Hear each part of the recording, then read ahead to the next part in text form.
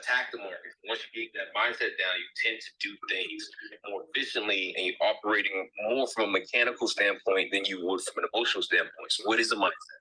So for me, you can't really define this anywhere. What I like to say is the trading mindset is the ability to follow your trading plan, no matter what the market's throwing at you, no matter what the conditions of the current market are, and you having that same ability to execute that same trading plan, no matter if you're taking a loss on a previous trade, no matter if you're taking a loss on this particular trade, and have the same trading plan and the ability to follow that plan when things are going well and when things are going bad, meaning I'm stopping out at the areas that I said I'm going to stop out, and I'm going to go ahead and take profit at the areas I'm going to go ahead and take areas at. And that's going to start with what we call trading edge and the trading plan. It's a little bit different. A trading plan goes, I'm looking at NQ, ES, whatever it is that you're trading, right? We're all different kinds of traders. I kind of really focus here on the futures. I've recently moved from options to futures. But whatever asset I'm looking at, I'm expecting this asset to do this. And when this happens, here's my trading edge and my execution strategy. I'm going to go ahead and do that. So for me, one thing that really catapulted me to a higher area of trading was the fact of the matter was I started trading win process. If I start trading win process, in theory, if I'm executing the same thing over and over and over again, not only does it become mechanical, it becomes easy to spot, easy to explain, but it becomes repetitive in the nature that if I can combine that with a specific win rate, that I can expect positive expectancy, the same outcome. Because as a trader, my goal is to get in to make money. Long story short, right? That's the first part of success. We'll talk about scaling and the longer term outlook of it and where people go wrong. But your first part, and what I would advise people to do, is to find a win model, win system, because the focus is to get the same result. Why do we want to focus on getting the same result? Because at some point, you need to realize trading, once you can build the confidence and have the data to back that confidence, trading is the only business in the world where you can just scale up. You can literally go from making $200 a day to making $1,000 a day next week. You can go from making $1,000 a day next week to making $15,000 a day the week after. And the only thing that's really stopping that is your ability to add more contracts to each trade. But there's a lot that goes into that, because here comes the mindset piece. If you're used to trading 1 to 2 contracts and you jump 15 on, you're going to go through a whole series of motions that's going to cause all types of decisions. So by you coming in here with a win plan, win model, you're going to be able to at some point scale up. And I wanted to give you that part of it, because let's just break this down. And I want to throw some crazy numbers at you. And this is just something for people to aspire for. This is not saying something that I do. This is not saying guaranteed financial results if you do this. This is just something for you to aspire to. If I can trade 20 contracts of ES and I can catch a move and catch 10 handles, and again, if you guys come to these live trading spaces, I've been calling these moves out left and right, way more than 10 handles. But if I can catch 20 contracts on 10 handles, that's 10 G's. Now let's just say I take 10 trades a month. That's $100K a month. I'm not trying to entice you in anything, but I'm just trying to show you from a theoretical standpoint of what's possible. So now that you're looking at the market from what's possible, how can you work up to that point? How can you get to a place where you can execute like that? And the only way you're going to do that is set inside a path of starting with sizing and sizing small. Now, a lot of people don't want to hear that. A lot of people are like, yo, I'm on FinTwit, Billy Bob, Rosie Rowe, Lucy Lou. They all trading 100 contracts and then they're killing it. So I got to kill it. You don't have to do that. Let me tell you something. It might take you 1 year to get to a place where you're like a solid, consistent trader. It might take you 6 years, but it's only going to take you 6 months to make a lot of money in your trading career. But these skills and these trials and tribulations need to happen. And if you're doing that with a lot of size, you're only going to make trading bad for you. Meaning that if you take a big loss, you'll be walking around the house like, what the hell do I do? If you're risking the rent money on these trades, what the hell do I do? So in the beginning of it, the correct thing for you to do is to size down, because what that's going to do for you is going to allow 2 things. 1, to see if your trading plan really works. And 2, it allows you to trade from a non-emotional standpoint. So a lot of people's problems is that they have too much size. I know some traders that do trade a plan, and when they take a loss, When it works, it works. But when they take a loss, they invoke so many different decisions. Why? Because that loss was too big for what they were comfortable with and where they're at in their career. You see, when you start getting to this place where you're trading over and over and over again, you start putting pressure on yourself because, again, you're making decisions, you're making money, money comes in. Money is the thing that holds us all together, right? And that puts a certain kind of pressure on it. Now, if you're just jumping ship and jumping into this market with all this crazy size, bro, anytime something goes wrong, like you can literally be in a trade, you can go long, again, buying, going long, betting stocks going up or whatever the hell asset that you're trading, you're betting that particular asset's going up. If you got too much size on, your trading plan might have said buy here, stop out here, but again, that first red candle comes in, boom, you stopped out because you're just down 10 G's. You don't want to be down 10 G's. Guess what? 2 candles later, she's right to your target. You're like, damn, I could have made 110. In the beginning, I need you to not focus on the money. In order for you to make this work, the money has to come secondary. The money for me isn't even a factor. In fact, the money is just a byproduct of how well I can follow my trading plan and execute over and over and over and over and over again. And I don't care who's talking. Like I could be saying, look, I'm looking at this. Somebody saying they're looking short. I'm still going to take my plan. That doesn't make him right. That doesn't make me right. That doesn't make him wrong. This is just my plan, and this is how I'm going to execute, right? So once you figure out getting into this, sizing is trading is the thing that size matters. There's other stuff that size matters. With trading, definitely size matters, right? So getting into it a little bit more, the purpose of having one plan is to scale up so that you can go ahead and make those bigger amounts. But the biggest thing I can tell you is I'm a heavy intraday trader. Like I trade futures, man. This shit is fast. Like in the course of a minute, I can execute 50 trades. Like bang, bang, bang, long, short, long, long. I can do that. But in the course of a week, you never really see me having more than 8 trades. Why? Because I'm looking for one thing because I have one positive expectation. So if the market's running up, right at open, if I don't have my checklist, then we pull liquidity, then we shift structure, then we pull back into some imbalance. You know what I mean? Is that plan what's going on the intraday time frame in alignment? What's going on the 1 hour and 4 hour? Does that line up with the daily objective? If all this shit's not happening, I'm not trading. And that sounds really cool, but it's really hard to tell you to do that when you're on FinTwit or on a Twitter space and the market's moving and somebody's inside of a plan and they're making money, looking at the market and it's moving higher and higher and higher and higher and higher. Then you decide to jump inside the trade. Guess what? You jump inside and you bought and you got ripped. That's called FOMO. You do what? You do not need to trade every day. This just comes from the simple fallacy of the fact of the matter is that the majority of people forget that as a day trader, I might be coming in here to execute on a 5-minute trade or 10-minute trade. But at the end of the day, my objective is still a long-term outlook. I'm trying to withdraw money at the end of the month, 3 months from now, 6 months from now, at the end of the year. So what I do in this 5-minute time frame should not fucking constrict or change any of that mindset. Everything as a day trader, we're trying to execute on a longer term time frame. So what happens is you get stuck in the now. And a lot of that's because a lot of people aren't journaling. Like if you really want to become disciplined, if you really want to grow and become somebody as a trader, you have to journal. I can get some of my top students up here right now from my program. And I can talk to them about 3 weeks ago. If I get somebody up here, I can literally get them out the chat room, get them on this panel and say, how'd you do 3 weeks ago? They might say, hold on, and go check their journal, but they'll come back and say, I traded 8 trades. I lost on 2. The 2 that I lost did follow my plan, and I stopped out on point, and the rest of the trades worked out. I traded better on ES to the short side. These are the things you need to know as a trader. So what happens when you start journaling yourself as a trader, you become disciplined. The crazy thing is you start to see yourself. A lot of times, what people really don't do as a trader, they don't look at themselves. What I mean by that, you're not looking at the decisions you're making. So for me, my big curve of probability happened once I saw exactly what I was doing on a picture standpoint. And I said to myself, I'm a fucking idiot. It's like, dude, on a green day, I might have 3 executions. I made a lot of money, but on a red day, I got 40 executions. By the way, logging 40 executions is a pain in the butt. And if you do it one time, that'll eliminate overtrading. Overtrading is gone from just the trading journal alone. But you need to go back and see yourself from what's working and what are you doing, right?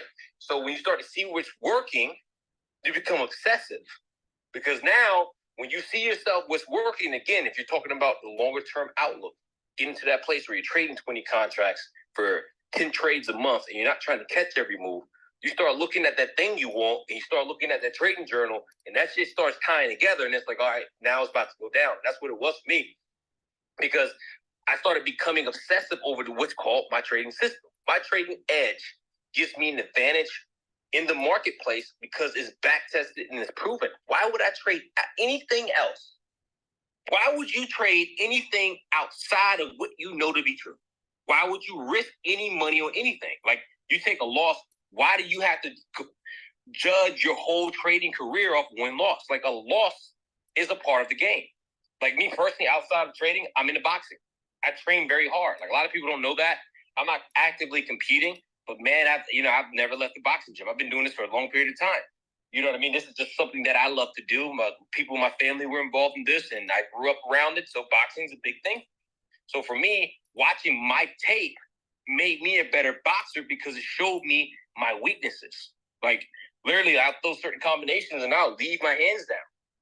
And I've been in sparring matches and been fucking punished for that. And that's the same thing with the trading journal. Your trading journal is going to show you what you're weak at. Yeah, to show you if you're FOMOing trading, if you're following stuff, if you're not following your plan. The trading journal is really where you buckle in and dive down and you turn yourself over. Everybody's going to go through that phase of trading multiple strategies and doing random things. But when you journal, you become focused, and that's where everything starts to change for the majority of people. Now, after you figure out sizing's done, you figure out journaling's done, now it's time for you to actually get involved in the real market, because theoretically, you backtested this plan. You backtested this plan, and let's just say it has a 60% win rate, and your average winning trade, let's just talk in percentages, let's just say it's 35%, right? And your average losing trade is 9%. If I got a 60%, 6 out of 10, 35% win, 4 out of 10, I'm losing 9%. Theoretically, if I take a loss today, it is nothing more than a temporary loan to the market because I'm executing one plan. And that's why I need people to really focus on one system, one plan, because you know the win rate. And when you know the win rate, when a loss comes in, I don't give a fuck. Like, you guys have been in front of me live trading all week. Prior to that, the week after that, I know I took a week off, but I've called out some triple handle moves. Like, I called out 102 handles on MQ. Right? And you can sit here and say whatever you want to say. It's been done in front of you. The spaces are recorded. You can play them back. But the one thing you can't say is that X took a giant loss. Now, the good thing and the positive thing about following one system and one plan and one thing over and over again is it prevents you from taking giant losses. When I trade, only 3 things can happen. I'm either going to make money, break even, and lose small. Therefore, I don't care what happens when I push the trigger. Again, becoming more mechanical, right? So if the market conditions are bad and I get in the trade and stop me out, whatever. I've been on top of trades live in front of you guys and say, look, I might get stopped out. It is what it is, because I know I'm only going to lose a little bit. And then again, my win rate is to say it's 35%. I lost 9%. It takes one trade to make these losses back. So my question to anybody here that's struggling with stuff is what happens on the days that are not green? You know, the benefit of talking to me is that, or talking to traders, or anybody here on this panel, is a lot of us mentor people. You know, a lot of us work with a lot of traders. And the benefit of that is I get to see what people are struggling with. Everybody as a trader struggling with something at some point at all times. You might be a millionaire trader right now, but we all got our struggles and we all got our things that we're trying to improve on. So as a mentor, I get to see what everybody's doing. And what's very, very common amongst a lot of students is that are, you know, at certain stages that are in that progression stages, on my green days, I only execute for day traders 1 to 4 times. And on the red days, you might see all the way up to 20 executions. So my question to you, on your red day, number 1, did you follow your plan? That backtest thing that you know the win rate for, that you know the loss rate for, that you know the average loss percentages, and you know the average win percentage. Did you, on that losing trade, was it a part of that thing that we just talked about? And if it's not, you're the problem. Now, here's the issue. What you're doing is you're not focusing on the longer term. You just because, like I said before, you're a day trader, you're trying to accumulate a P&L, and that's going to come over the course of trades. You need to realize that trading less is making more. Let's talk about last week. Last week, I think I traded 6 times, and I lost 2 of those 6 times. But those 2 out of those 6 times that I lost, the losses were minimal. I'm talking the whole week. I'm here every day. Market open, market close. That's 8 hours of trading. I traded fucking 6 times, doing that 5 days a week. You do not, and I still accumulated a very big P&L. Now, what happens is those trades are going to accumulate over a course of a month. Now, it's hard to tell a new trader that because they're going to look at a trade and say, I made $200 today. What the fuck is $200? Well, guess what? If you make $200 every day of the year, 200 times what? 265 trading days in a year? Do the math, whatever. Point of the matter is you are alive to trade today. So therefore, because you're alive to trade today, you don't know when that big trade is going to come in, but I can tell you that you won't ever experience that big trade if you're not in the game today. So what happens is it's mindset and trading struggles all revolve around unrealistic expectations, and they revolve around taking losses. As a trader, I'm going to tell you something straight up. I've been in this market for a long period of time. I have my winning seasons. I have the market's beautiful. Market's just set up there, set up there, set up there. I'm hitting. And then there's times where ain't shit going on. And I'm just sitting around here, spinning around this chair because it's choppy. That's a realistic expectation for you as a day trader. Just whatever you heard, just throw that shit away. Because what's on FinTwit's kind of crazy right now. They say that 95% of traders fail, but 95% of your Twitter feed is filled with profit statements every day, all day from the same people, 1,000%, $7,000, $1 million, whatever. Realistically, in the course of 30 days, you're probably going to get 11 to 12 great setup days. The rest of it's going to be bullshit. 11 to 12 days, in the course of 30 trading days, you're going to see really good moves that line up, especially if you're trading the indices. So the indices, they chop around a lot. So with that being said, when I come into the market with this expectation to follow my plan. And if nothing's there, my checklist isn't happening, I'm not trading. What is that doing for me? What is not trading doing for me? It's not exposing myself to risk. You know, you might be in shape, right? You might have did some basic training in the military and you might feel like a badass, but you don't want to go to Iraq every day. You don't want to go, you know what I mean? It's hot. It's really hot over there. People try to kill you. I don't want to go there. I don't want to go there unless I have to go there. Same thing with trading. You don't want to trade unless you have to trade. This market should beg you to get inside these things. I want you to criticize every setup you see. I want you to generate a P&L that's based off one system, one model that you back tested. And no matter what happens in the model, what happens in the market, you only follow this model. What that's going to do for you is going to allow you to calculate, again, in terms of journaling, and it's going to allow you to budget for losses. Like going into a certain month, I know exactly how much I can lose because I trade this one system, just one method, and I know from how much I'm losing or how much I'm making, what I need to readjust and what I need to back off. And that is just so fucking powerful for you as a longer-term trader. The next thing is you need to ignore the noise. Doesn't matter what anybody else is doing. Doesn't matter if your friend next to you is, killing it. Don't let that pressure affect you. You should really just be focusing on executing, getting data in, and then slowly sizing in once that data matches up. What's that look like for some people? Some people come in 6 months, they kill it. Some people's 2 years. Whatever that is, that flip up is, that's going to be your path. And you can't let somebody else's path deviate and change how you think and how you're looking at the things that are going on your particular path. So I'm going to wrap up there for now. Like, I just want to open up. We got more people coming in. And I want to get I could go on this thing forever and throw this around. I want to throw it around. If we have any dry time, I'll fill up the dry time. And, on the back end of people's conversations to keep it going. But I just want to open up with that. I hope that helps. And we're going to kick it off. We're going to throw it to, I know traders, I'm not sure if you want to go now, you want to go later. I got G Trader, I got Tequila, I got Wealth Prince. Anybody here that wants to come up and speak, go ahead, and I'm gonna throw it to whoever wants to go next. Yeah, I'll just quickly, I'll speak more. I'll let a couple people speak, but I just want to reiterate what you're saying about, I mean, I take more trades than most people because I am mainly an options trader, right? I do trade futures as well, but my futures trades are limited because I see that as more, something that can continue a little bit further, and it's a different strategy. But dude, what you're talking about with journaling, right? And, and really, this is something that comes down to psychology. The reason journaling is so effective, right, is it's like you said it. You had perfect real life examples.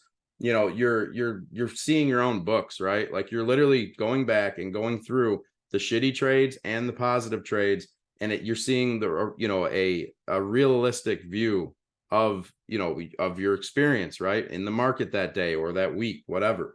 That is so important because what we tend to do psychologically, right, and it's backed by our egos, is we try to, we imagine ourselves doing one thing while in reality, a lot of times, what's actually happening is different. And until you face that, right, it's like facing your fears. It's kind of like anybody that's been through any like addiction issues or, relationship problems, you really don't start finding solutions until you face reality, right? And that's what the market's pushing in your head. They say, right, the markets don't, nobody cares about your trades in the market. As retail, I don't care how big of an account you're trading, and until you're at a fund level, it doesn't matter, right? We're chasing, we're following bigger trades, bigger flows, and and we're just, and that is our goal, just to make money off that, right? In the long term, we don't have to be right every time, but yeah. Anyways, I just wanted to reiterate the fact that whatever it takes for you to go from looking at yourself subjectively to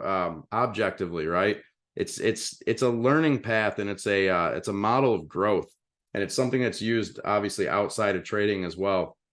It's a borderline moral development, right? So you make these like leaps throughout your life when you can look back on your past objectively instead of subjectively, right? So being subjective, you're looking through a lens that you don't even realize you're looking through, right? You're still emotionally attached to that level. So obviously when you go through adolescence, right, into adulthood, or even just childhood into teenage years, that's a moral development step. I mean, and again, the application that I learned from it, years ago, was not like the quote unquote official application, but the concept is very strong. But I think if you Google it, it's a little weird, like the guy that actually developed it. But the concept is there. When you move from a teenager to an adult, you look back on those teenage years, you're no longer connected to those, right? You're looking back on yourself as, as a different type of person. You can actually initiate or create situations by, looking and journaling. Same reason that people used to keep a diary, right? It gives you a clear perspective. You can write down how you felt in the moment, and then you look at it from a different perspective when you look back. That's what we do when we journal and review those trades. And it's empowering, right? And it is, I mean, once you get over that little step of fear, you become empowered. And that's how we really make personal growth throughout our lives. And I want to just throw this out there before I pass this on. And I will speak more here in a little bit, but I can also ramble quite a bit. So I will, although I loved what you said, so don't take that the wrong way. But obviously I can talk a lot too. But I do want to hear some other people. But it is scientifically proven that when your mind goes into a state of fear, right, that kind of the animal side of your brain takes over, right? Fight, flight, or flight, fright, or what is it? Yeah, flight, fight, or flee. Yeah, or flee, I think is the third one. But when you go into a state of fear, right, your IQ lowers, and they have tested this. This is something that's been looked at scientifically and studied for many years now. So just think about it like this. If you're finding yourself in a state of anxiety or fear during the day trading, and you're not recognizing that and stepping back, you're literally going in, putting money on the line, right? When you're supposed to be, your mental acuity is supposed to be at its prime, and you're literally lowering your IQ. You're making yourself dumb. And that's why, it's so powerful, like what X was saying, to once you kind of look back on those trades, and I promote journaling. I tend to journal a lot less than I used to, but I'm always reviewing my trades, right? End of the day, even throughout the day, if shit isn't working, that's a signal, right? That's a clue that maybe I'm on the wrong side of the market today, right? Or the market isn't following the standard liquidity, zones that my strategy is based around. Now I know that I don't have to be right on every trade. It's all good. Even with the options trades, like it's fine. The reason I can trade 0 DTEs so effectively is because I am confident in cutting my losses, right? And scaling in and out, and we'll probably get into that more in different spaces as well, strategy wise. But yeah, so just keep that in mind, you guys. If you get into a state of fear, if you find yourself in anxiety or fear throughout the day, you need to take a step back, go for a walk, or just say, hey, I'm done for the day, right? Because you're literally, your IQ is lowered, right? And this is scientifically proven. You can look it up. And now you're putting money on the line. Like, that doesn't seem like a smart, rational way to approach, putting risk on the table. So yeah, just keep that in mind. I mean, and again, like that's the side of like, hey, don't do that. So what do? You journal, you review, you join groups of people who are making real money, and not just making the money, but talking about the ups and downs. And you find, a group, a community that works for you. That's why, I mean, personally, I don't know how big your group is, Xavier, but I mean, look, I don't care. I'm happy to have people join, right? But it's fine if it stays on a smaller scale. I mean, it's not a big deal because, hey, I can give them more attention. And at the end of the day, I'm here to trade, right? But yeah, I just, you want to find the positive ways to work through to where you're not turning on that fear mode in your brain throughout the day. That's a lot of times that comes to position size, right? It definitely comes from structuring your trades and walking through it. And something I'll get into more in a little bit is, how you can use your imagination, right? Before you get into any trade, you want to imagine and have worked through the trade, not just going in your direction, but specifically against what your plan is, right? So that when the time comes that, hey, all of a sudden, I'm down 30% on these 0 DTs, or I'm down, I'm approaching my stop on the futures, right? It doesn't even matter, right? It's, you don't have that moment of like, oh shit, what should I do? You've already experienced this in a certain way, right? I mean, obviously it's hypothetical, but you use your imagination to look at the negative, and that way, when it hits you in the face, it doesn't create that fear and anxiety at the levels that, put you down, into a lower IQ state. And that's why, right, the trading psychology, or Trading in the Zone, is such a fantastic book, and the other books that he's written. I mean, but again, you have to have practical application. You got to step out into that field, right, and actually put your foot on the ground, and take a few hits, right, to really work your way through it. So it is required to actually practice in real time. But again, start off, knowing that, hey, this is, I'm looking for personal growth each day. These are the parameters I'm working in. If I get into a fear state, I'm going to be operating in a lower IQ. I'm literally retarding myself, and I'm putting risk on the table at the same time. So anyways, I'll get into more of that maybe later, but I really wanted to point that out. So good stuff though, man, and good stuff from everybody. TQ, if you want to go for it, or if someone else wants to step up, no problem.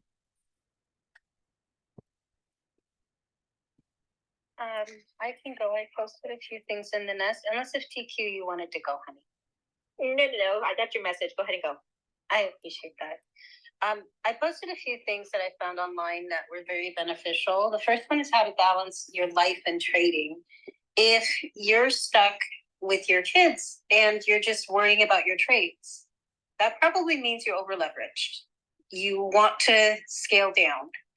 And so it goes back to the emotional trading, what Trader was talking about.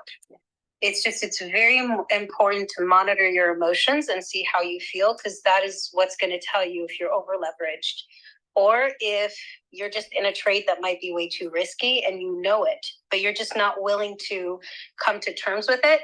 Sometimes we think that we have to trade every day. We don't. I mean, we have nobody else that we're trying to please. We don't have to prove ourselves to anyone else. This is our own money. It's real money. This isn't monopoly money. So if you are feeling too emotional, if you feel like you're too volatile, you can't sleep at night, that's not right. And so you can monitor it that way.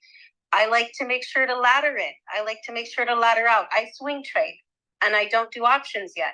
I don't do options yet because I'm not comfortable with it.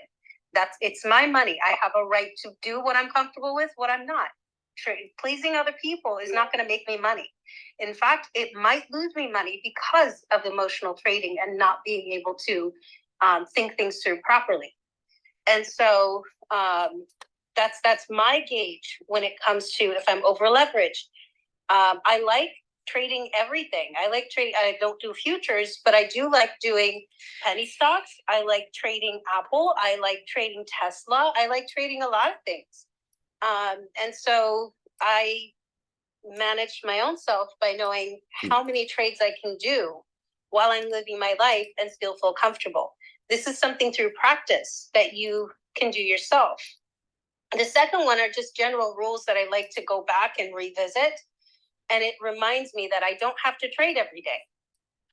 If the market is going bearish and I'm not confident, I can sit out.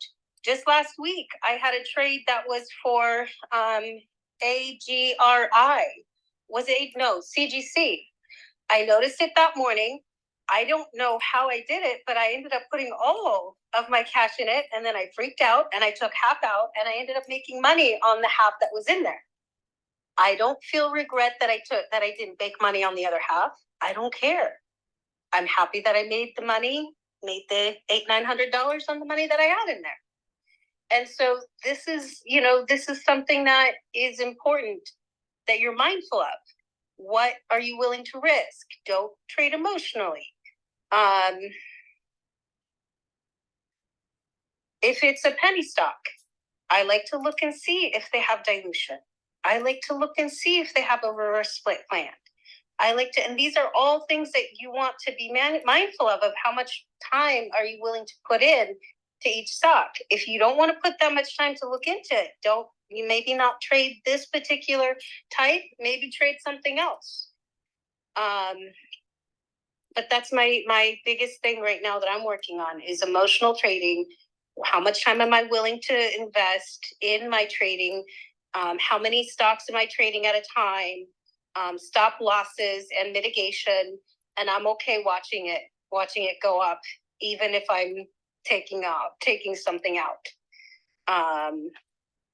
Yeah. Thank you.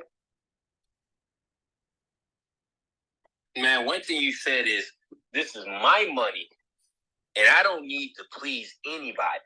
And that's why I think a lot of people really mess up at, especially in this world of, FinTwit and Instagram. You can perpetuate whatever image you want to perpetuate. At the end of the day, like I agree with everything she's saying. Just focus on yourself, man. Just focus on how your emotions are as a trader. Focus on, what you feel comfortable with trading, and then focus on finding profitability in the things that you feel comfortable trading, and just focus on your account and your money doing that thing. Doesn't matter if you make $100 a day, because I bet money at some point, if you consistently do it, you'll buy more contracts, and that $100 will be $1,000. And that, again, do the math, can always scale up. So great stuff there.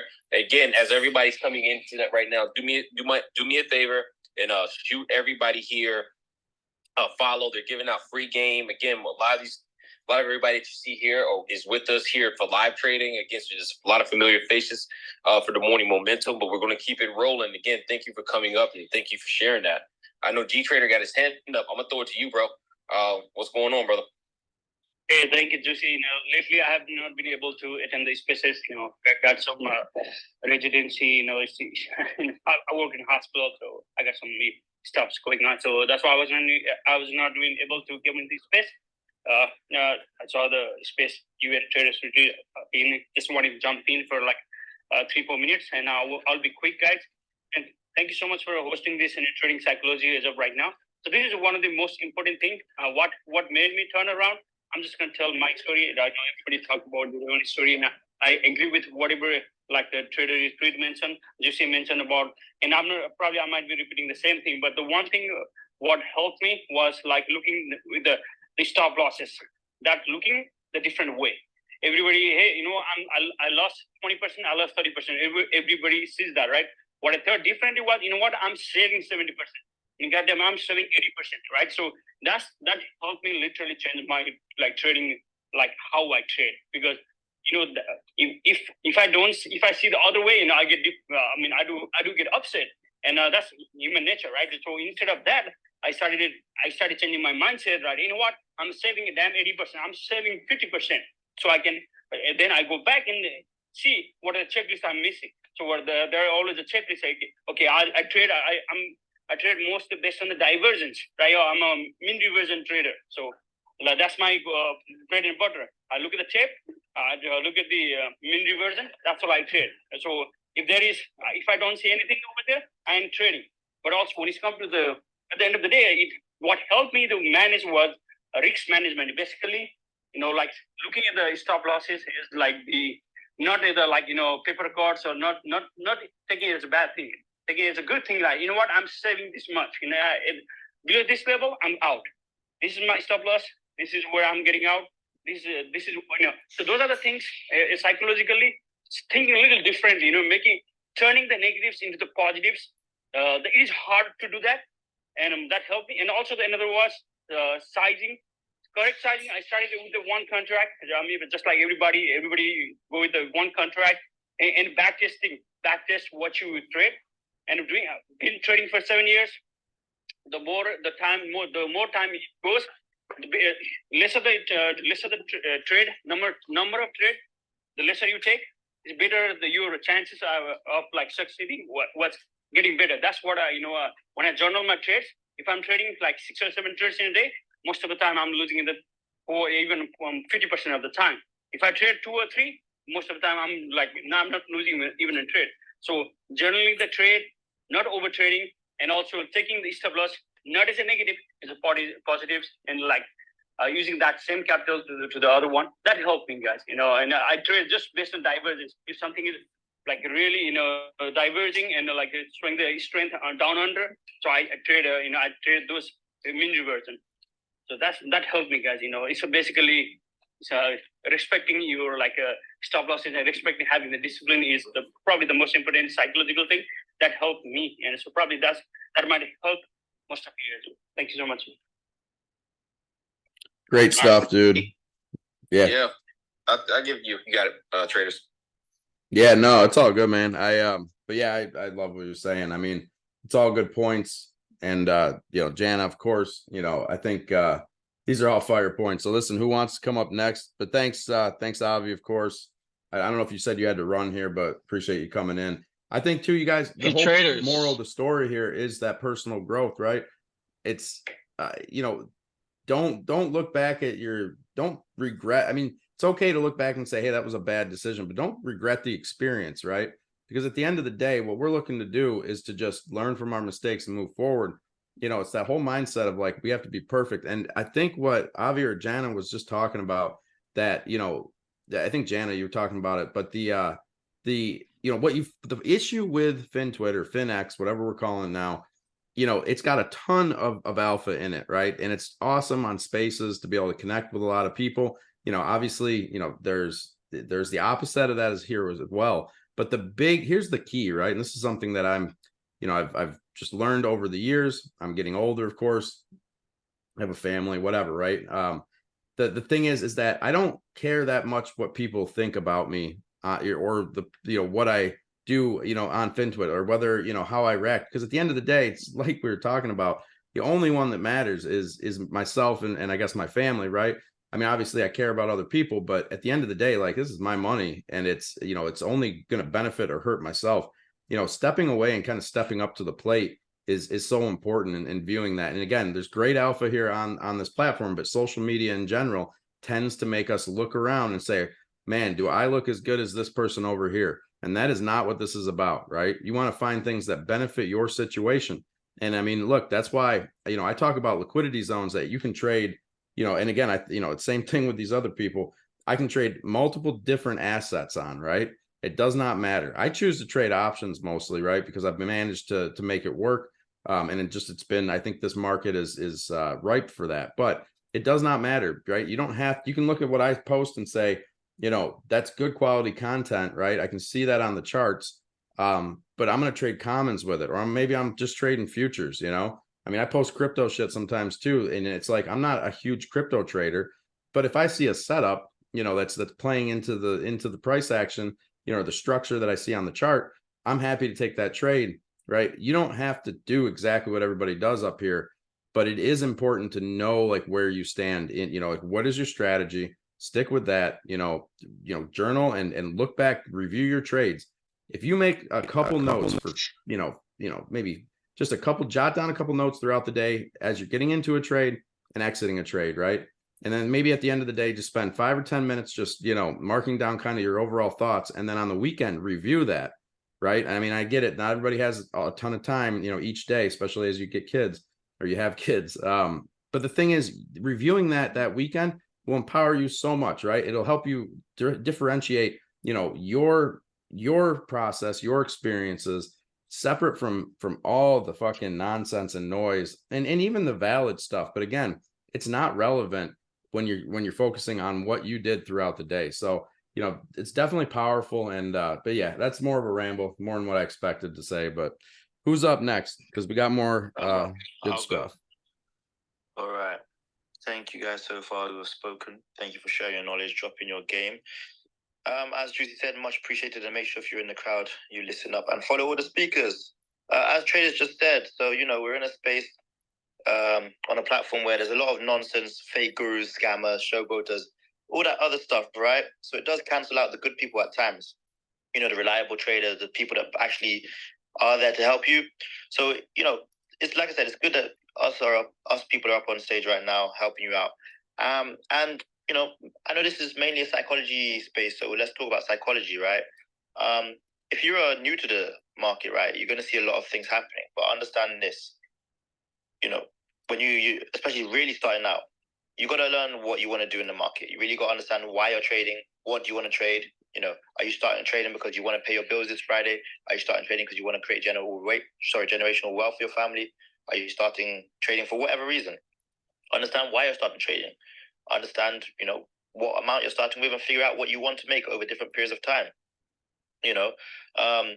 Especially starting out, everyone's gonna think that they can be part of the 10% who succeed. They can be the people who make $1 million in a year or change their whole family lifestyle just because of trading, straight away. But let's be honest, the very best traders are going to be making 10 to 12% overall, right? And that's returns each year I'm talking about. So to get to that level, I'd say on average it takes probably 12 to 18 months to really become profitable. And I've worked with many different traders over the years, over the last 4, 5, 6 years. And a lot of people, they do get caught up with what they see on social media, thinking, it's going to be easy, when in reality it's not that easy. Even what Jana said, was correct though. When you're in trades, I've been there. You can't sleep at night. Like, trust me, you're in the wrong place if you're in that space. I've been there. Been in a play overnight, swing trade. I'm looking at 3 a.m., looking at the stock, seeing if there's been any movement. Looking at futures at 5 a.m., waiting, anticipating. Just don't be that person. Trust me, it's not going to help you. But what you do want to do is go back to basics. Go back to the very beginning, to the foundations. So what is that? That's understanding how to read price. That's learning about identifying patterns. That's diving into the charts, understanding setups, being able to review news, whether that's on CNBC, Yahoo Finance, YouTube, whatever. Different types of analysis, understanding if you like to be a fundamental trader or a technical trader, depends. But when you do all that, you can, focus on what kind of trade you want to be, understand the basics, like I said. Then you can start moving on to practicing being in the markets, becoming better and better by taking trades, by actually analyzing price action, by actually applying what you learned, whether that's patterns, whether that's candlesticks, whatever you learn, applying that to the markets. And, if you're, like I said, if you're starting out, don't put pressure on yourself. Don't be the person who says, oh, we're near the end of September, my rent is due Sunday, so I need to make 3K by this Friday. Trust me, starting out, you shouldn't be thinking, all right, I need to be paying A, B, and C bills through trading. So I'm going to take these trades and make some money. Because mentally, that's actually going to mess you up. We're talking about psychology. There's a lot more pressure on yourself, from yourself, to make that money. So what you're going to do, you might get in a trade, be up 67%, but you're like, oh, wait, but I'm not at my 3K yet by this Friday. Let me try and hold this longer so I can get to my 3K. Or you're going to be the person who says, oh, I lost on that trade. All right, let me trade again so I can make more money. Because again, I need to pay my bills by this and this date. You're putting too much pressure on yourself for no reason. It goes back to mentality. Why are you trading? What do you want to trade? Again, start with an amount, figure out what you want to make over different periods of time, and then you can move on to the harder stuff a lot later. Like I said, the very best traders are only making really 10 to 12% overall each year. So don't expect to be the person who's going to make, 50, 60, 70% returns in a year. And I mean, I can be transparent here. When I first started out, 2018, very beginning of 2018, I started out with, I think about $75. And I was like, okay, I'm going to compound this all the way. And my goal by December is 50K. Of course, that was really unrealistic. But at the time, I didn't know. I thought, yeah, I could be the person who's going to be in the penny stocks and, make it happen. Obviously, it didn't happen. But what I realized was, in that time, when you have, too much pressure on yourself, you do what I said. You do go into a trade thinking, all right, I've made some money, I've made good profits. I remember making 70, 80% on a trade thinking, no, I need more. I need to trade again today. And that's just going to stunt your growth. At the end of the day, we want to continue growing, no matter if you've been trading for 1 year or 10 years or 15 years or 20 years. You want to continue growing. It's also about your personal growth, understanding more about the markets, really, really mastering your strategy. Because if you want to be a profitable trader, as I mentioned, you're going to take time to become a profitable trader. So you're going to take time to learn. You're going to take time to, fall back, fail a few times, make mistakes, as you do with anything in life. You're going to take a lot of time to, get things wrong and then bounce back. But it's one of those things, trading, it really, from my experience, that takes dedication, diligence, consistency, a lot of hard work, and a lot of patience. A lot of patience. I think patience is one of the most things that's overlooked when it comes to trading. Because what happens mostly is you get humbled by the market and you want to go back into it straight away. You want to go back at it again. And sometimes you just need a little break. You just need to step back a bit. I remember I got humbled so many times in the market that I just decided to stop for about 3 months and just really focus on not trading a single thing, but just doing research, just doing analysis, just focusing on bettering myself before I went back into the market. And even then, when I went back into the market, I started very small, just a few $100 here and there, just carefully going into the markets. Because, as I mentioned, what happens is you're forced to self-reflect and you're willing to go back into the market straight away. You're like, okay, I can get back at it. I want to make money. You treat it like gambling. You're addicted. That's not going to help you. Now, I know, like I mentioned, failures, and I know it's not the most pleasant way to learn, but in all honesty, those are some of the best lessons you're going to learn from learning the hard way. Just those unpleasant losses. I remember, I can remember some of my biggest losses, where I was, what I did afterwards, like how I felt. That doesn't leave you. So when you're next in that position and you've got your money on the line, all right, I am not going to play here. I'm going to take profits and I'm going to leave. I'm not holding this overnight to try and make more. I've been in this position before. And when I messed up, I know how I felt the next day. I know how I felt when I was sitting in the gym and I was unhappy and people would look at me like, why has this guy got his head in his hands? So, like I said, people always romanticize the idea of, oh, I made this and this money in the market. I made 300% returns on this and this. That's good. That's fine. But it didn't get there without tough times, hard work, sacrifice. So it's part of the reason that I and many of the speakers here emphasize the importance of acknowledging those lessons that you learn, adding them, as fuel to your fire. And you're going to become a bit uncomfortable. Discomfort is normal from trading. Like Jana said, those overnight trades. Sometimes even if you're in a good overnight trade, you could have the perfect setup. You're still going to feel a bit uncomfortable. Let's be honest. But honestly, those are the lessons that's going to take you to build yourself as the best trader you can be. So, if I just want to dive briefly into what I like to do as a trader, especially for beginner traders, what I would like to advise you to do, let's say, even though it's not financial advice, is really lock in and focus on having a strategy, like having a specific ratio when it comes to trading. So you cut losses at a certain percent, let's say 20%, and no matter what happens, I'm going to cut losses at 20%. It doesn't matter if I believed in this trade with all my heart. It doesn't matter if I put my whole life savings on this trade. I'm cutting losses at 20%. I'm going to lock in gains at 40% because I know, hey, this is my strategy. This is what I'm sticking with. This is what I want to use to become profitable. You're going to have a lot of indicators. You're going to have a lot of noise that's going to mess you up, whether that's from charts, whether that's from lines, whether that's from people on Twitter or X, on YouTube, on social media. You don't need all that. Find what works for you. For me, it's support and resistance. For you, it might be Bollinger Bands. For someone else, it might be, it could be anything. But what you need to do is find what works for you and learn to improve your trading by just using that strategy and using it to become profitable. Buy on specific pullbacks or specific levels. Find a way to lower your risk to best your reward. Understand that it's a game probability. You can have the best setup in the world and you can still fail. But it doesn't mean that you need to change your whole strategy. It doesn't mean you need to add 100 more indicators and start second guessing everything. Everyone gets hooked on the quick money and forgets about building long-term wealth. you want to build long-term wealth, then I suggest you focus on finding a strategy that's going to work for you. You find a strategy that gives you setups where you have low risk and a high reward potential. It's irresponsible for me to sit here and tell you, hey, don't worry, if your strategy is not working, just change it. Try a different strategy. Try my strategy. No, there's going to be risk in any kind of trading you do, any type of strategy you use. If you want to learn a way, then you've got to focus on learning it properly. Learning it properly means trying it, testing it out, and just fine-tuning it. Learning properly means you putting that to work and understanding what you're doing when you're trading that strategy. Understand why you would get into a trade, why you would sell out of a trade. And like Juicy said earlier, it doesn't cost anything for us to sit up here and help you. We're spending our evening helping you. So please also, show love to us back. Because when you're trading alone, when I started trading, I didn't have none of this. So when you're trading alone, you have to find out everything on your own. Now, you still have to be responsible, but you can sit here, listen to us talking to you, to tell you the feelings that we've had, to tell you how, what worked, what didn't work, show you guys what we've done, what we've not done. And again, I'm going to say it, just show love, because this can be a tough mental space when it comes to trading. But when you have a good community around you, when you're there every single day, tapping into spaces, learning from other people, it's going to help you a lot. Again, I'm going to say it. When I started out, when I was, 21? It's like 6 years ago. I didn't have none of this. All I had was, a few YouTube videos which some seemed dodgy, and someone saying, well, I'm not going to give you everything. You need to come buy my course. And I was like, no, I don't have money to buy the course. I'm trying to make money. So yeah, understand that we're out here helping you. We're spending our evening. It's almost 10 p.m. now. At least in South Florida, it's almost 10 p.m. We're spending our time helping you out.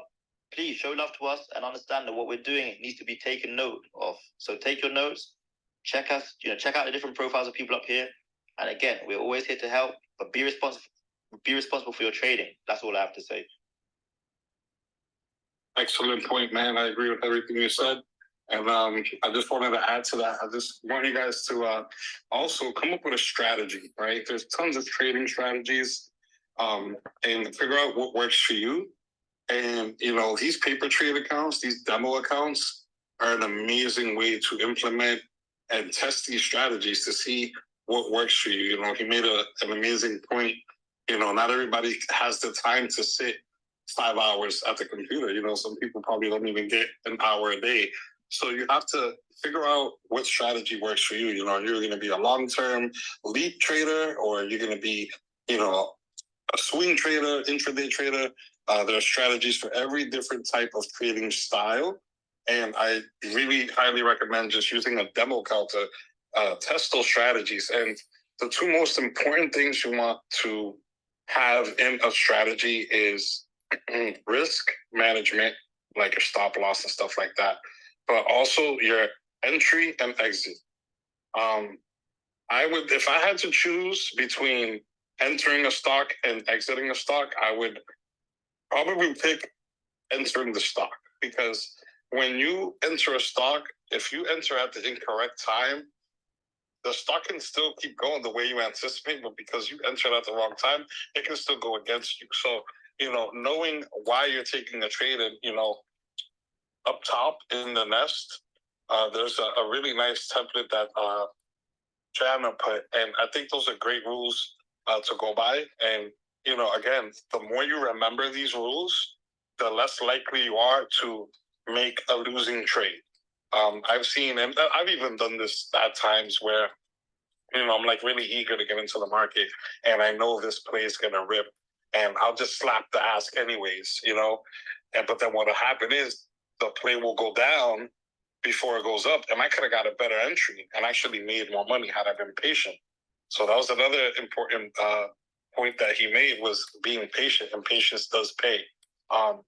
Sometimes it's good to just sit back and see what happens in a day, in a trade day, especially if you've made losing trades. It's really good to just take a step back and just look at the markets and see what it is.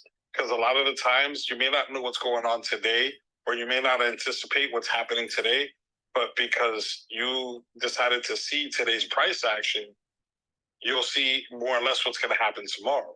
And that'll probably make you take a better trade and maybe make up those losses, because you took the time to actually see where the trade's actually going to end up. So, there's just a lot of different ways to trade, a lot of different styles. The most important thing is to protect the capital and see what works for you, and always have an entry and an exit. If you can't answer those two questions, you do not have a complete strategy. A complete strategy is getting in and getting out. And a part of getting out is not being greedy.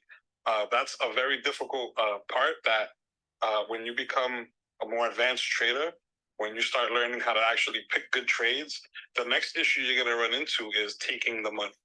You have to take the money. A lot of the times we think that the price just is going to keep going and going. And, you have to be realistic with yourself. The people that I see that make the most money consistently are the traders that have a set percentage that they're going to take no matter what. It doesn't matter what they leave on the table. It doesn't matter how high the stock runs. If they say they're going to take 15%, that's all they take. But guess what? They'll do it over and over and over. So, if you take 4 or 5 trades at 15%, that's a really good day, versus trying to get a trade that already ran 15% and you think it's going to run another 30, 40. It's unrealistic. It might turn around and turn into be a losing trade. So, practice getting in, practice getting out. But if you can't answer those 2 questions, you don't have a complete strategy. So again, just figure out what works for you and make sure you have it in and out. And that's all. Yeah, man, Ninja, great add-on, man. And I appreciate you for coming up and saying that. Again, I appreciate everybody for coming up and speaking. And again, a lot of everybody that you're seeing here is a part of our Morning Momentum live trading crew. Please go ahead and give everybody here a follow. Traders, if you're there, man, I know you wanted to save it for last. And, I know I got people requesting due to time constraints and everybody's schedule here. I know everybody got families and things, right? We wanted to keep it to our main speakers. Tequila, got your hand up. What's going on? All right, so I want to kind of take it into a slightly different direction because everybody kind of said a little bit about what I was going to say initially, and I don't want to restate things that have already been chiseled into hopefully all the listeners' minds. But there's a second piece of trading psychology, in my opinion, and that's the human mental side of it. So now take aside the numbers, take aside knowing what your desires for your gains or losses, all that is, put that aside. There's this other piece which comes to your mental emotional health. If you're having a bad day, don't trade. You are going to fuck up. You will lose money. Don't trade on a day that things might not be going for you in your regular life. If you've got a lot of distractions, things like that, again, don't do it because you will lose. I've been there many times.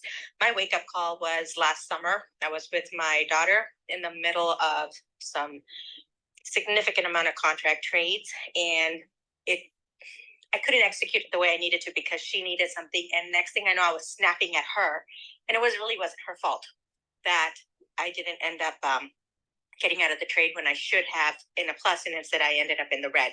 So there are a lot of little things that happen in our life that can affect the way you trade as well. One of the other pieces that I had to come to terms with was, when we talk about the gains and things like that, G-Trader, Avi, he made a really good point in terms of, instead of looking at it like, oh man, I'm about to lose 20% or 10%, whatever that number might equate to, look at it as I saved myself. I do something very similar to that, but I kind of give my funds invested a value, because I think when you give it a value, you might not be so easy to let it ride.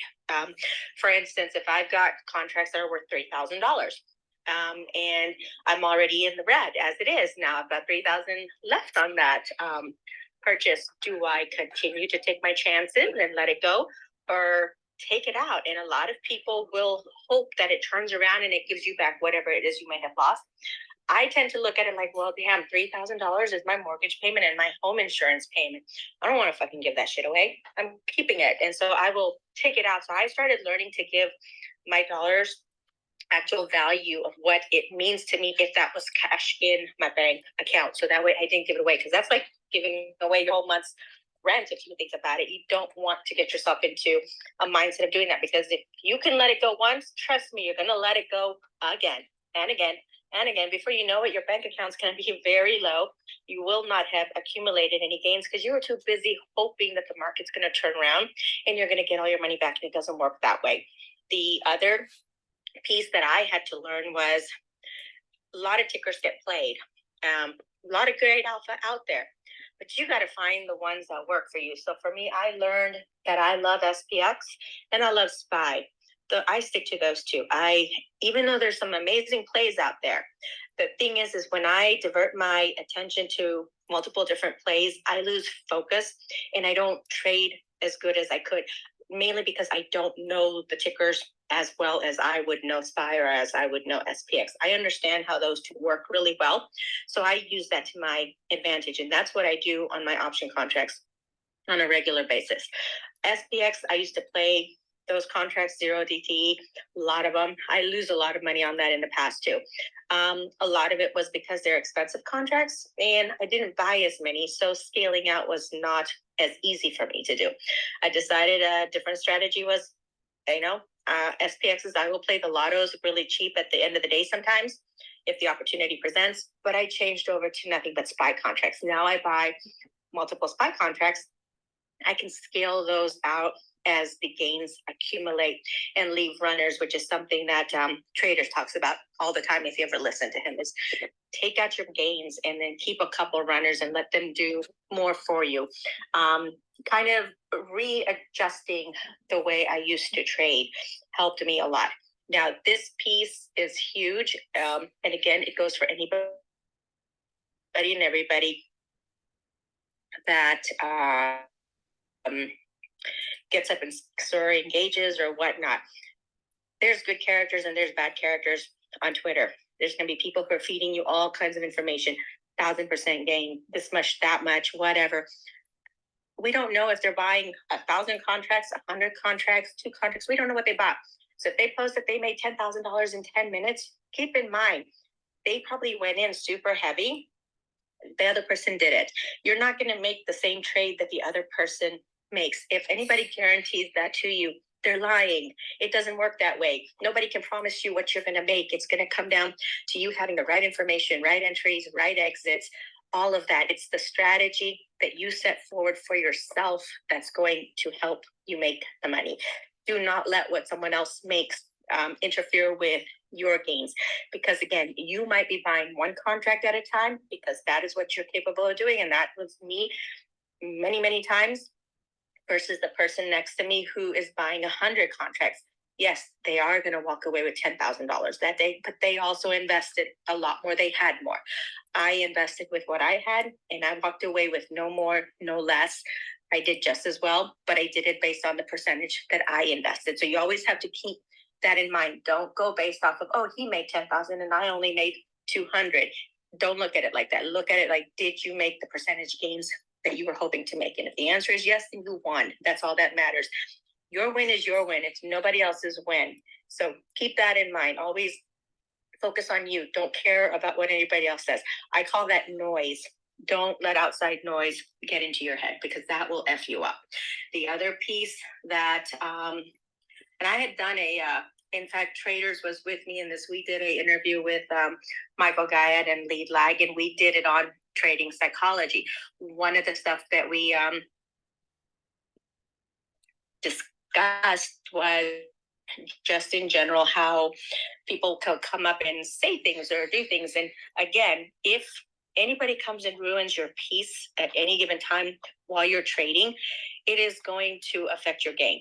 Keep your surroundings positive. Think, well, take out the negatives or anything like that that might be going on, or influencers, whatever it is. Go with what is going to make you the alpha. If somebody is expecting things from you that you don't owe them, don't need to deliver to anybody, then don't do it. Shut it off. It's a light switch. If somebody is getting on your nerves, on-off switch, turn it freaking off. Move away from them and go focus again on you, because like Jana said, this is your money. It's not their money. If they fuck you up, they don't care. They didn't lose that money. You did. They're not going to give you that money back just because they screwed you over. It doesn't work that way. So again, always focus on you. It's it's always about number one when it comes to trading, because again, it's about your money, your livelihood, your family, and whoever or whatever your purpose is for trading. So always keep that in mind is what I would say. So again, everything that all the speakers said in terms of the technicals and how-tos and what-tos and strategies, all of that, but then your mental mindset has to be very, very big as well. Always focus on you, stay positive. Don't worry about what the next guy is doing. Like that, what's that saying? Is stay in your lane. And if somebody else tries to get into your lane, push them back out and, shove them out. If they go over the cliff, who cares? They try to interfere with your way. Your job is to stay on your track. So do that. I think you'll be fine. And again, one example of a small account. I decided I was going to give myself a little Robinhood $250 challenge is what I did. I put $250 in there. And this was for me. I did it for me to retrain my way of trading, accepting gains, and letting go some of that ego that traders talked about. So what I've done is with that 250, I trade the 0 DT, the same day spies. And whether I make $25 that day or whether I make $100, it doesn't matter. I'm just making them. The whole point is to not give a single penny away, even if it's just $5. I'm just doing it to show myself that even small gains do accumulate. So it's kind of, for me, it's a self-training that I don't need to look at things always based how much did I make that day, but more so if I don't focus on that and just let the gains accumulate, let's see what it equates to at the end of 30 days. I just end up, I may end up surprising myself. So that's just something I'm doing for myself right now in that smaller account, just so I can continue to stay focused and not get so bent out of shape on if I didn't have a good day or a bad day or, whatnot. I will say last 2 weeks, practicing that even in my big account, I decided I was going to give myself just a modest daily goal. Take 10% stop losses, get out of a bad trade if it's not going in my direction, wait for right entries. Don't trade if it's not a good time. In the mornings, I know some of these guys have heard me say, I'm sitting on my hands because I'm not comfortable right now going into anything because I really have no clue what the hell's going on. It has worked for me. I have not just made my goal for every day, but I've actually exceeded my daily goals. And I think it has a lot to do with the fact that I put in a lot more focus and I'm trying to be very, very stern with myself and sticking to my rules that I am setting up for myself. So I'm literally practicing what I preach. So hopefully that kind of helps you guys as well. So there's always two sides. There's the technical number side, and then there's that how do you as a human being handle the stressors that can affect the way you trade too. So you can make those two work for you. I think you'll find your success rate to be a lot better than it may be. I'm not saying that anybody's is bad, but it can only help you. And there you go. That's it. That's my piece. No, yeah. Go ahead. I just want to say that I've seen phenomenal growth in a few people, right, that I work with closely. And TQ has been in, I don't know, you've been in my group forever since it started, and we've chatted, for probably a year before that. So I'm really pumped to see the growth, not just in you, but in honestly, like 4 or 5 people right now that are, that are sticking to the strategy, right? And they all do it a little differently. So again, like not everybody trades exactly how I'm trading live every day, but they're using the strategy to their advantage. And I'll tell you what, like it's been a really good month for price action. But it's awesome to see the growth, right? And I do think the focus, like we really just, after you do this long enough, you stick around, you're going to either, to win, you have to focus, right? You got to look at this professionally. And this is something, Xavier, you can touch on, brother, because you talk about it really well. But, or you're going to fail. And it's like, if you stick with this and you take it seriously and you kind of get over that initial hype game, man, you can really start making some serious moves, right? And then the whole goal of a small account is to grow it to the point of scaling, right? To where you can catch those runners or at least put on more size without risking, a higher percentage, right? Obviously that allows for exactly what Kim was just saying, as far as, somebody that it's all about percentages. So anyways, just wanted to throw that out there that the growth has been fantastic. You're one of them. There's a few other people that I've worked with closely, and it's awesome to see. So Good job. And it's a great example, right? It's like all of us are up here making improvements in our game. No matter what level we're at, you should be focusing on that personal growth. But go ahead, Xavier. No, this is your goal now. This is all on you, bro. Don't put it on me. Anybody else want to touch base? Hey, I'm happy Alex, to talk can I say- about kind of can I say imagining something? that trade moving against yourself. But if someone wants to, I don't know. Ned, did you talk yet? No, I was just gonna. I think you made Yeah. great points there. Like in terms of sizing and scaling. Like a lot of people really want to make that big bang, big buck, but you want to be consistent with small numbers. Remember, if you can't do it with $100, you're not going to do it with $1,000. So so just about getting that strategy and and sizing. Size is important. So that was a great touch there. Can I add to that, I Alex? have been posting things in the nest that I think are beneficial to the points of everybody who's been speaking. I'm a writer and I write every day for my followers, inspirational things. And so I've been posting them. You're welcome to skim through them. Some that have like the good morning in the front and in the top, I've been just deleting that and reposting it in the purple pill as well. I think all this is very valuable to the emotional state of us while we're trading. So I hope it's helpful. Yeah, Alex, absolutely. Can you hear me? It is for sure. Alex, I always love reading can your you hear posts. me, And I mean, look, Alex? it's personal growth. It's good to talk. I think we've heard a lot of good things, on the more hypothetical side or just broad spectrum, along with, specific things. It really does come down to, being able to review yourself in a clear mental state, a clear light, kind of a fresh, state. And that is where, of course, like a journal comes in.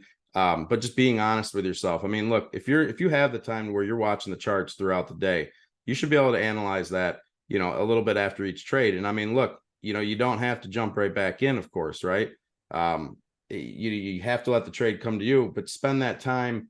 Obviously I talk a lot during the day to people, either I live stream every day. So, or just about every day. The charts are up all, pretty much every day anyways. But anyways, it's like, but even if you're not in that situation where you're talking to other people, just go through it, right? Just kind of go through it. And it's key to walk away from a trade without the emotional baggage.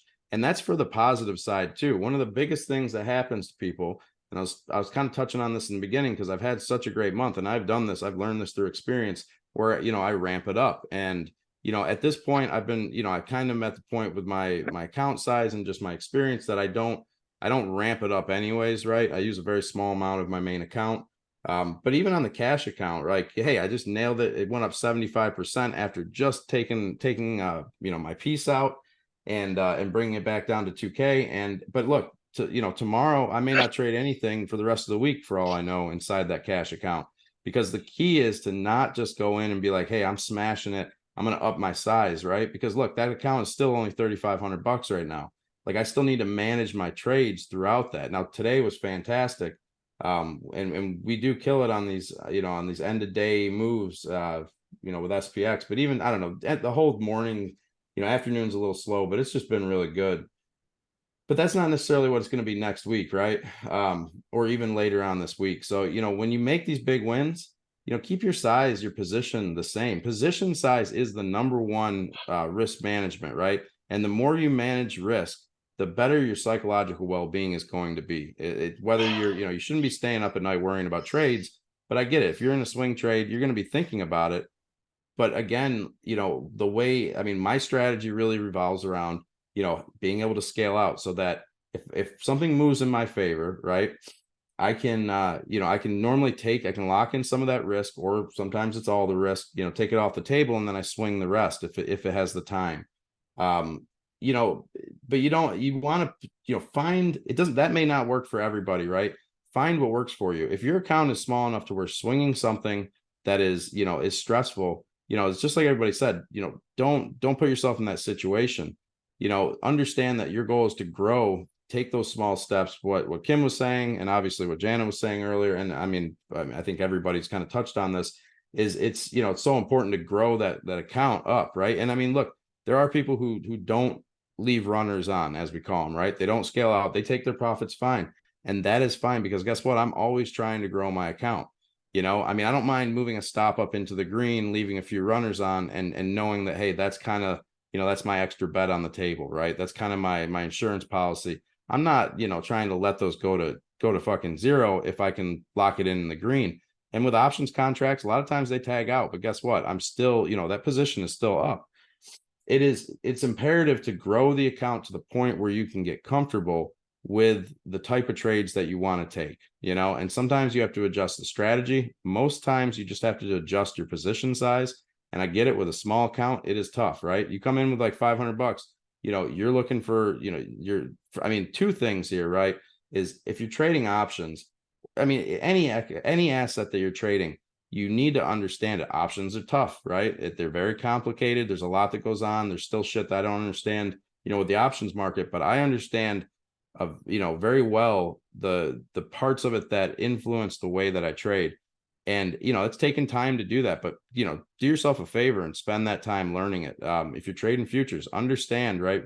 And spend a little time, obviously, in hanging out in these spaces probably help you learn, but start to get a feel for like what things actually do, right?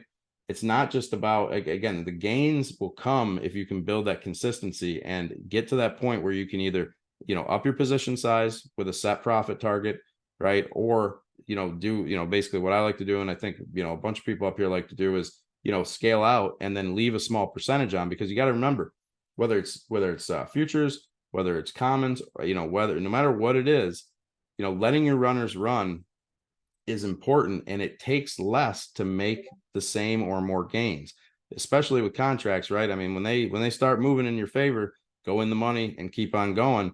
I mean, you're let's say you're 10%, right, of the initial position size can sometimes pay more than that 90% that you cashed out at that 25% mark, right? Or 15% mark, or maybe it's 30% if you're in something that moves a little bit faster.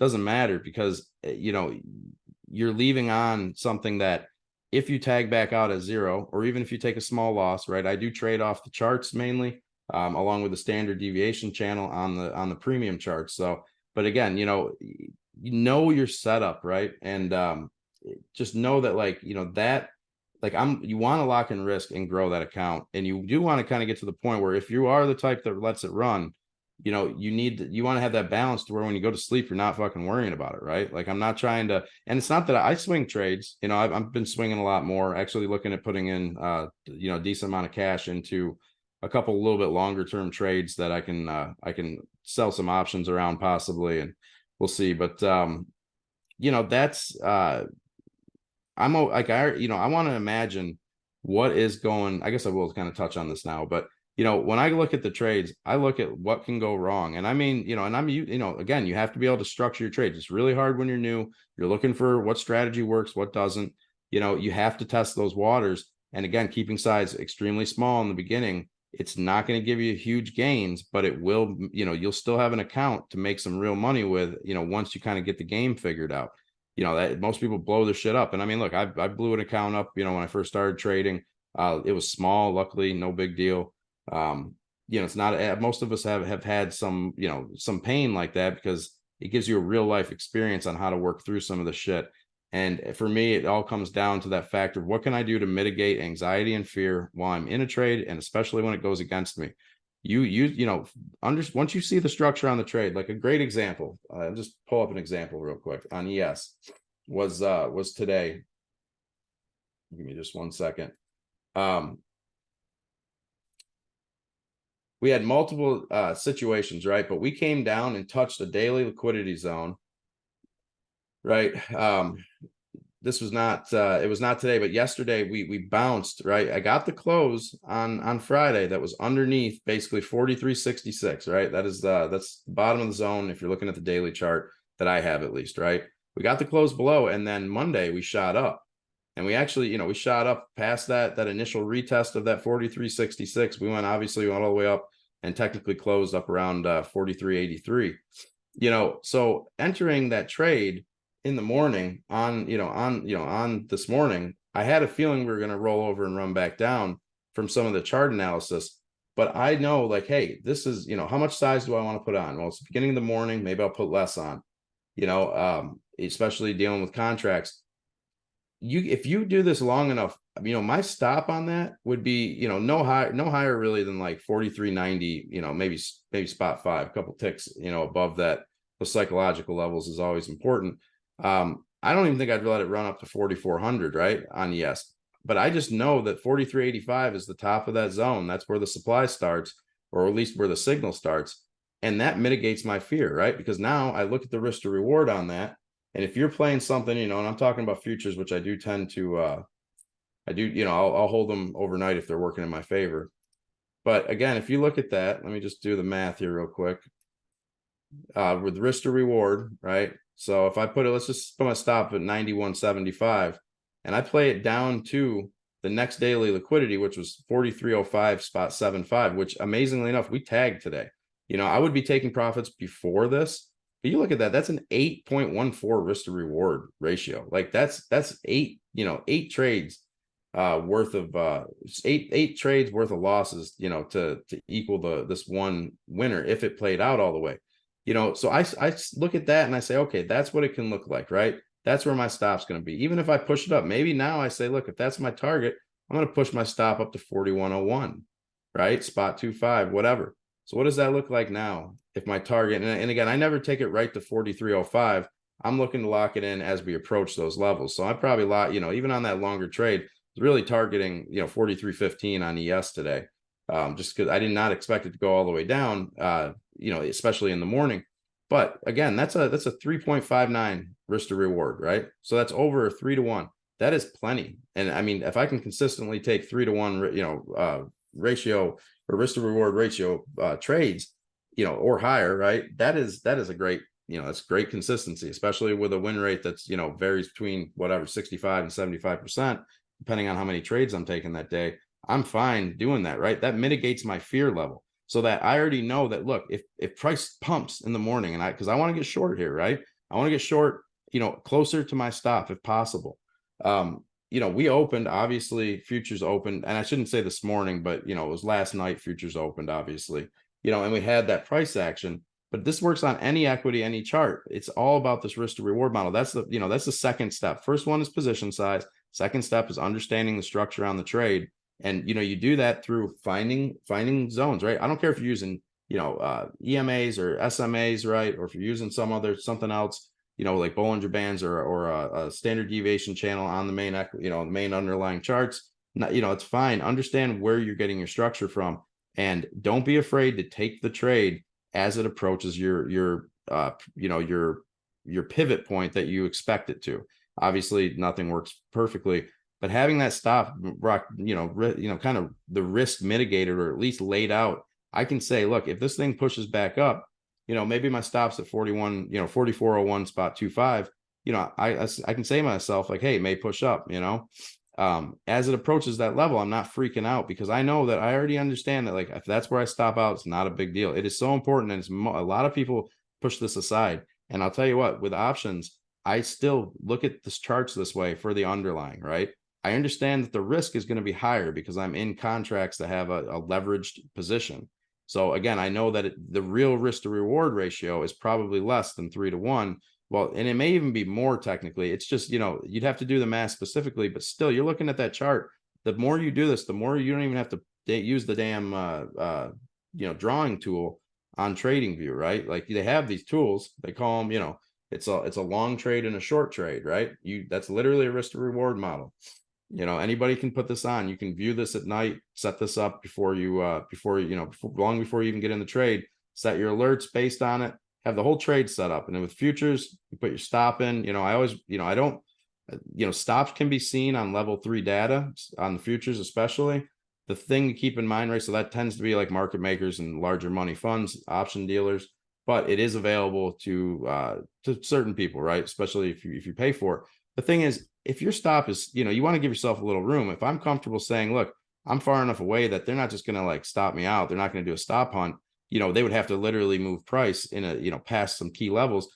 Boom, that's, that mitigates my fear for my trade. Even if it moves against me, I can sit comfortably. And of course, understanding that my loss percent, what am I risking initially, and what does this look like for the loss if it does hit? understanding that that is something that isn't just eating away my account, and it's tough with a small account, but again, you got to do this, right? You have to start looking at the charts in a way that you can find the structure. And that way you understand where the risk is at and what it'll look like if the trade moves against you. And that will mitigate that fear immensely. And on top of that, it works, right? That's kind of what I was touching on. I mean, when Kim was talking about, or Tequila was talking about, the growth that she's gone through, and she's done a lot of this on her own. It's not like I've even, I didn't even know she had the small account. But I've seen the growth over the time, over the year. Really, it's been, I guess, like, it's been at least a year and a half. It's been a year since I technically had the group started, but we were doing spaces before that every day. For anybody that's been around for a while, they know that. But it's like you see this growth, and I see it with people. I have a couple members that are they were struggling for a while with they're really looking at it more in a gambling sense, right? They wanted to hit those big runners, but they kept on, they catch them sometimes and then they lose. And it's like, look, I've been pushing the fact that it's like, give yourself, and Xavier, Juicy touched on this in the very beginning when he started the space, that you have to look at it like small steps. Okay, your goal, and I know I repeated this a bunch of times, is to grow your small account to the point where you can leave those runners on. If you are not at that position, and you'll know it right through that fear level, if you're not at that point yet, then that is not your goal yet, right? And again, stay in your lane, like someone else said. It's not a big deal. That is not an insult or any belittling fact. That is something that can empower you. Understand your own path, and understand where you're at on that, to the best of your abilities, and have confidence that through time, and experience, and the right, chasing the right goals, meeting the right people, utilizing all the alpha that is available out there without, and just fucking stop the noise. Understand that will get you to your goal. If you took 3 months, and I said this earlier today, if it took you 3 months, right? If you said, look, I'm going to just lock in gains, as soon as I get, let's say 25% on contracts, maybe it's, you obviously might be less on commons, and well, definitely less on commons, but even less on futures. If you're, let's just say, all right, I'm going to be locking in at, to grow this account, or I'm at least going to be moving my stop up, right? You can use trailing stops, it's a little bit harder with shorter term options, but hey, my goal right now is to grow this account steadily. I'm not trying to trade 0 DTs, maybe I'm trading the Friday expiration, or I'm always going out, a week, right? So even though it's today's, Tuesday, right? Tomorrow will be Wednesday. I'm not looking at this Friday, but next Friday's contracts. You have to set those parameters, and that'll give you, the steady kind of intraday flow that you won't get stopped out so quickly. Now you can just, you can have your stops. You lock in those profits, and you run those stops into the green after the move goes in your direction, and not everything's going to hit, but you grow that consistently. If that takes 3 months, 3 months after that point, where you've gotten to the point where your count has grown, you can now, scale in and scale out with, even if it's just, 4 or 5 contracts, maybe you have 5 contracts, or, even on futures, let's say you have 5 bids, you can go in and say, look, I'm going to, I'm going to take 4 of these off, right? Maybe 3, but really take off 4, at my initial target of 25 or 30% or whatever, right? I do recommend trading the charts, the structure on the charts. That is, it's important. I mean, a percentage is good, but again, you need to correlate that with structure on the charts, right? So maybe you do only take, where your risk is a certain percent, or your stop would be a certain percent. That's fine, but you do need to coordinate that with the structure on the trades, of course. But if you did that after 3 months, and then you look back 3 months later, right? So let's say it took you till, what is this? This is basically October, beginning of October. So, October, November, December, right? So let's say you did that till the first of the year. If we got to March and you look back, what do you think you'd tell yourself? Would you say, man, that took way too long, that was bullshit? No, you're going to look at that and be like, man, that was, yeah, it took me 3 months to get my account to where it's somewhat steady, but it's been, it's been great since then. I've been continuous, I learned a lot. That's what you're going to say. You got to imagine this as a long game, as many people have said here, and understand that, look, our goal is to, this is a long game. Like I want to keep doing this. I may not be day trading the same way that I am now, in 5 years, or maybe 10 years, but again, like that's mainly based on, my lifestyle, with obviously kids and family, and also how large my account can grow, right? What opportunities are out there. You know, I have a lot of cash sitting in T-bills. It's not a ton because I am looking to buy a house and a boat, possibly, right? And with interest rates, if a house comes up, it's a good deal. You know, we'll buy it with cash. So I am leaving a lot of that liquid, but it's, you know, I guess my point is that, you know, once you get to that point where you've kind of crested over that hill of initial growth, man, looking back, even a couple weeks after the point, you're not sitting there thinking, man, I wasted my fucking time. No, you're sitting there thinking, this shit's finally paying off, right? You will get there, but you're not going to get there through trying to hit lotto trades. And I'm not saying people are even, you know, that are new in this game are all doing that. I think there are some, you know, serious traders out there who are new. They're just trying to learn and get consistent, and they're not buying into all this shit. I understand, you know, I know people because I've talked to them, right? A lot of people love our spaces and love the spaces I used to do because of the lack of the crazy hype and because of the explanation before the trade, right? Understanding, you know, this is what I'm looking at. I'm okay if this goes against me. I'm not fearful of what people are going to think in the audience if the fucking trade goes against me. It happens. Get over it, right? Like, people crave that. But again, that is not what you see mainly. So I understand that not everybody is just a YOLOing peppy fucking freak, you know, and you can make money on that. So I'm not hating on you, but again, you know, most people don't, right? But the thing is, you know, understand where you're at. And if you find yourself falling down that trading hole where it's more like gambling, and a lot of people come into this in that mindset, you know, it was easy back to, you know, after 2020, you put calls on, and, you know, it was a lot like, you know, placing a bid on a good team that you believe in. That is not how you read price action, though. You know, spend the time, do some research, and just understand, like, it does get sunnier and greener. And even as you get into an intermediate and experienced trader, which I still look at myself as more intermediate. I mean, I trust my strategy with my with my life, but with my money, obviously. So it does put me a little bit in a position where that confidence kind of rolls in. But I just want to let you guys know, like, it does pay off. This shit does work. You know, journal, fucking keep your size small, build up that account to where you can cash in on some of these explosive moves while, you know, having your risk off the table. You get to the point where you can scale, you know, 3 or 4 times on a trade. Let me tell you what, with, you know, especially with contracts, like we have contracts that run crazy, right? But again, it is, you know, at that point, you're talking 5% of my initial position, right? That may be, you know, if I take 20 contracts, you know, that's literally, you know, 3 or 4 contracts that I'll let run to that crazy amount. But if it locks in another 5 grand on my day or 3 grand on my day, guess what? Like, that's fucking significant, right? I mean, if that happens once a week, even, that's phenomenal.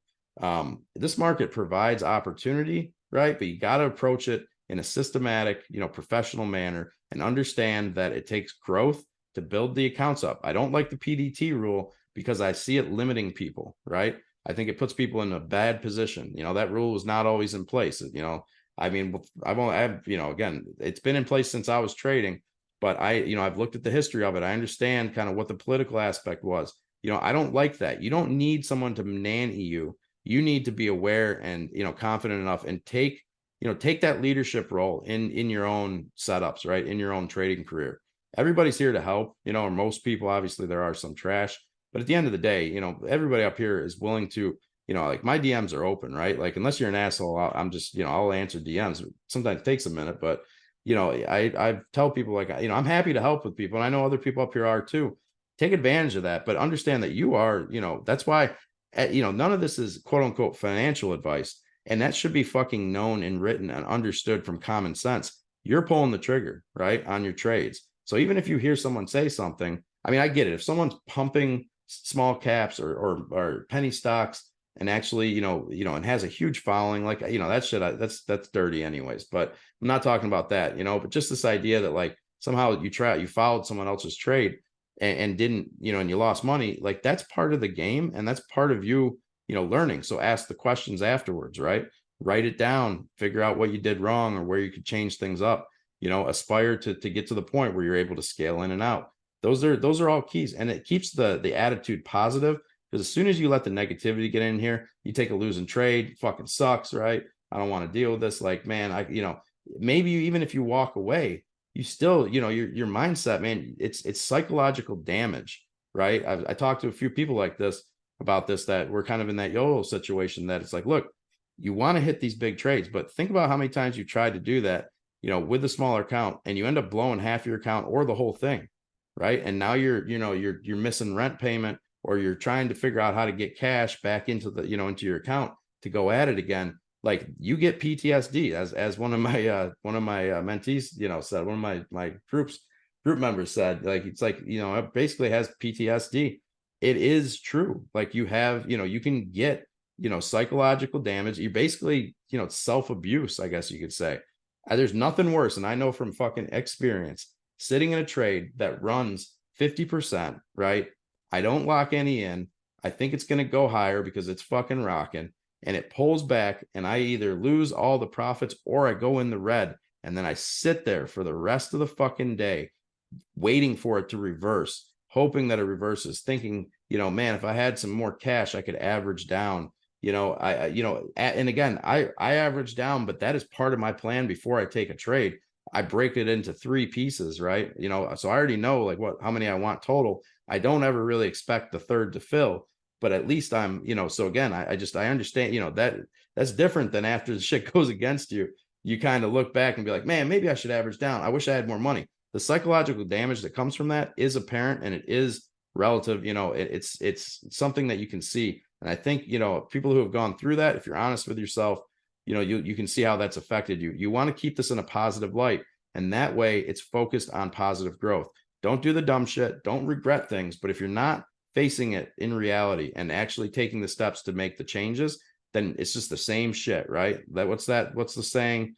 What's the definition of insanity? Is doing the same thing over and over again, expecting different results.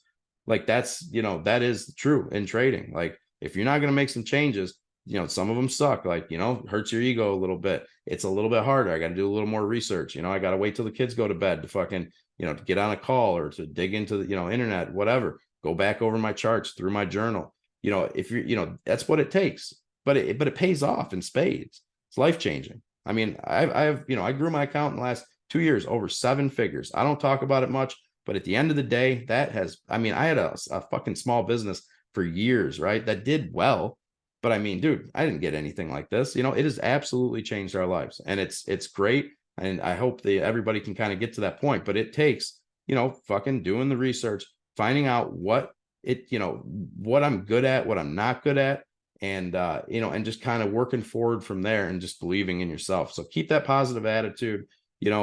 Definitely focus on the trade going against you, but understanding that it's, it has a positive aspect, and it is part of your strategy, that if it moves against you and stops out, it's okay, right? Don't get all emotional about it. Move on to the next day, to the next trade, next week, whatever it takes. You want this to be a positive thing, because that'll motivate you to continue, So anyways, I'll leave it there, but hopefully that made sense, folks. Yeah, big shout outs to traders and big shout outs to everybody that spoke, man. Before we do anything else, be sure to go ahead and give everybody here a follow. Very important. I know Limitless came on towards the end. We're about to head out, but Limitless, check out the growth team, and you'll see a lot more of these scheduled spaces. Now, going forward, man, tomorrow we'll be live again, same time, same place at 9:30, and be on the lookout for another tweet from me and traders. I'm gonna get your DMs here in a little bit. I gotta run out with my family real quick. Take them out, do a little something to eat. After that, I'm gonna DM you, and then tomorrow we'll put out a link for another space that's around the same time, guys. Be sure to show up to that space. And again, I want to just say thank you guys for helping me and helping everybody here build this community. The community's growing. If you guys aren't a part of this community, just show up to these spaces. All of our DMs are open. So ask questions. I would encourage you to follow the speakers and ask them questions. Check them out. Check out their profiles, what kind of content they're putting out. If you're struggling, ask for help. We have all kinds of traders up here. We have day traders, swing traders. We have different perspectives. We got something here on this panel to help you grow. Take advantage of that. These are the best tools that you guys can find, which is people with experience that are willing to help you. And on top of that, people that have experience that are willing to trade alongside of you. Don't take that for granted. The boxes are open, man. But besides that, we're going to conclude. I want to thank everybody on my panel for showing up day in and day out and helping us deliver this content. I believe this was recorded, and I'm going to be playing around and seeing if I can put it behind some charts or something to you know what I mean, to deliver some visuals with this to help everybody out. You know, I'm in the background experimenting with things and seeing how I can deliver. I hit you up, Traders Retreat. But besides that, again, guys, thank you guys for delivering and thank you guys for showing up. I'll see you guys tomorrow at 9 a.m. for the morning momentum. If you're part of my squad, the Juicy team, I'll be in the live stream at 7:30 in the morning. But either way, good luck tomorrow. And I encourage you guys to retweet the recording. Get this recording out to as many people as you can, because you listen to this thing from point A to point B. I guarantee you it's like a breath of fresh air when you come into the market the next day. So yeah, I'm out. If anybody wants to say anything, now would be the time. And as always, guys, follow everybody here. Yeah, dude. I do want to read one last quote. Go for it. Very, very to what we do. This is by George Bernard Shaw. The moment we want to believe something, we suddenly see all the arguments for it and become blind to the arguments against it. Sometimes love blinds us. Other times it lets us see. And so listen with a mindset to receive, not to respond. When you listen to respond, you miss the message. You only retain the information that you currently have. It is not beneficial to you. That is what I would like to end with. Oh, that's fucking phenomenal. That is so true, right? Keep the positive mindset, you guys. I've definitely said my piece. I appreciate everybody coming. Definitely, retweet the recording out. I mean, bookmark that shit, right? This is going to be an ongoing kind of, series and experiment, but I don't see why it won't just keep growing. But these nuggets are ever evolving, but there's some killer points up here. Great speakers. I appreciate everybody. Thanks, X, obviously, Juicy. And yeah, we'll chat, man. Thank you, guys. Thank you. Have a great night. See you tomorrow morning. Peace and love.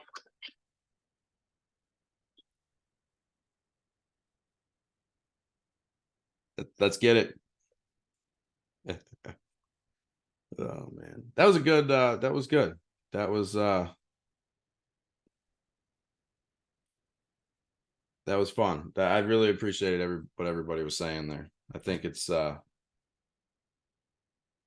key. I see Golly typing, so definitely we'll chill here for a minute.